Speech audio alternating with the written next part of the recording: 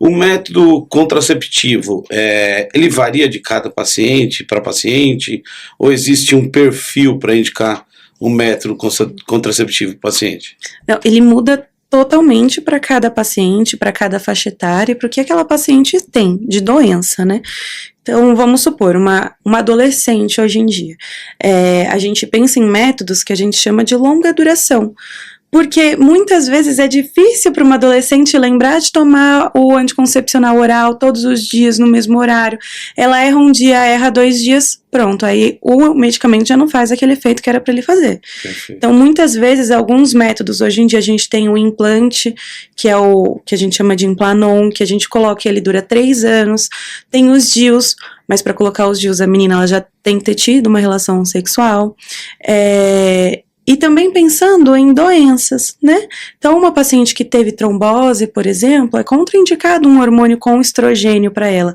Então, métodos não hormonais talvez sejam mais eficientes para ela. Então varia de paciente para paciente. Isso. Cada caso é um caso. Cada caso é um caso. O ideal é ela realmente procurar o médico dela, porque existem algumas doenças que contraindicam, por exemplo, um anticoncepcional oral, que geralmente nas adolescentes, né? Isso acontece muito. A gente não procura o médico, pergunta para uma amiga o anticoncepcional que ela está usando e acaba usando mesmo.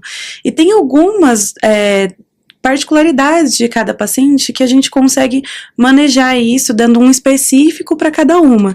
Então, a consulta, ela faz toda a diferença para a gente indicar uma medicação, né? E ela também tem que, com uma certa frequência, mas não tão grande, mas prescreveu primeiro a droga, ela se deu bem, mas depois de 1 ano ela deve voltar no médico para saber se vai continuar usando o mesmo medicamento ou se pode mudar. Sim. Ou deve mudar, não sei. O ideal é uma consulta de rotina com seu ginecologista pelo menos uma vez ao ano. Isso numa paciente que não tem nenhuma doença. Não necessariamente para fazer algum exame complementar. Então, não é porque você tem 15 anos que foi no ginecologista que vai fazer um Papa Nicolau. Não.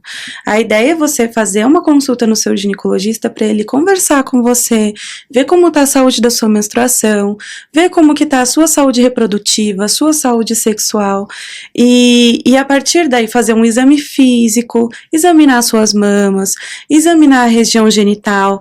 Se tiver necessidade, ele vai indicar algum outro exame.